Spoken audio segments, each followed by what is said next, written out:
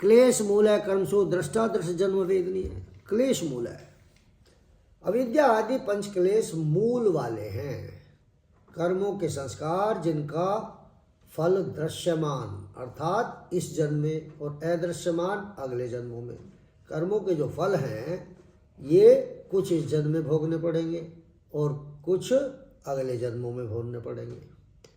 मनुष्य जो भी कर्म करता है उसके संस्कार बन जाते हैं। आपके अब तक लाखों जन्म हो चुके, कोई कुत्ते का, कोई बिल्ली का, कोई सांप का, कोई लोमड़ी का, तो वे सारे गुण कहीं ना कहीं आपके भीतर हैं। पुतली बाई की कव्वाली बर सुनिए ना, कौवे से ये लिया, उल्लू से ये लिया, बिल्ली से ये लिया, तब सबको मिलाया तब एक आदमी बना। तो ये सारे संस्कार पिछले जन्मों के 84 लाख योनियों से आप होकर के आए हैं, तो वो संस्कार भी आपके भीतर चित्त में कहीं ना कहीं है। कुछ का भोग हो चुका है, कुछ का भोग इस जन्म में होगा, कुछ का अगले जन्मों में होगा। मनुष्य जो भी कर्म करता है उसका संस्कार बन जाता है। इस प्रकार अनेक जन्मों में किए गए कर्मों से उन संस्कारों का समुदाय बन जाता है, इकट्ठे हो जाते हैं, भंडारण हो जाता है। इस कर्म समुदाय का क्षय बिना भोगे नहीं होगा। एक भी कर्म जो आप करेंगे जब तक उसके फल को नहीं भोगेंगे तब तक वो आपको ढूंढता रहेगा। जैसे गाय का बछड़ा हजारों गायों में भी अपनी माता को पहचान लेता है, इसलिए कर्म अपने कर्ता को लाखों करोड़ों की भीड़ में भी ढूंढ लेता है कि आजा बेटा तुझे तो अभी फल भोगना है।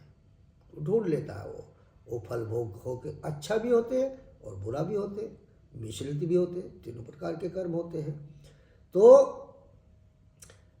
जितने भी कर्म हमने संचित किए हैं, इकट्ठा कर रखे हैं, उनमें से थोड़े से ही मनुष्य एक जन्म में भोग पाता है, शेष अगले जन्मों के लिए शेष रह जाते हैं, भोगने पड़ते हैं, असुरक्षित रहते हैं। किंतु उनका विनाश तभी होता है जब हम उन्हें उनके फलों को भोग लेते हैं।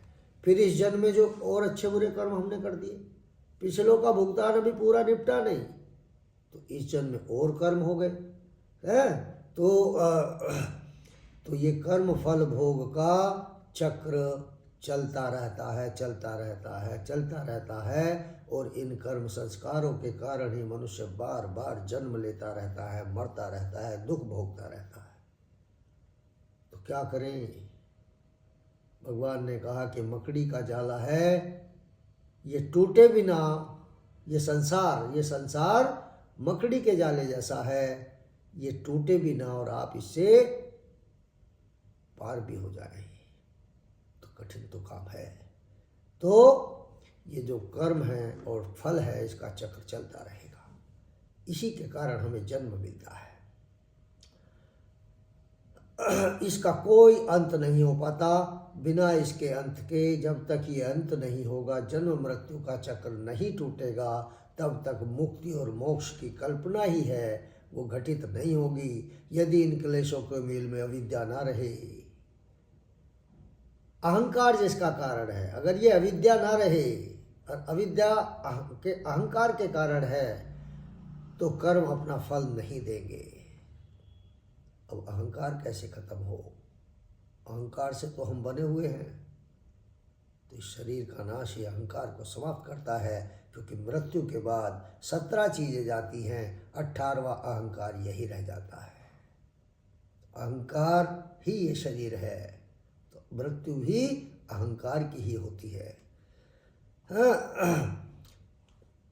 तो कर्म अपना फल नहीं देते अगर अहंकार और अविद्या समाप्त हो जाएं और नए कर्म संस्कार नहीं बनते। इन क्लेशों के रहने पर ही वासनाएं पैदा होती हैं। इस कर्म संचय को रोकने का एकमात्र उपाय अविद्या का नाश है, और अविद्या का नाश अहंकार का नाश है, और अहंकार का नाश अस्मिता का नाश है, और अस्मिता का नाम दृष्टा दृश्य के गठबंधन का नाश है। इनको अलग अलग हो जाना पड़ेगा।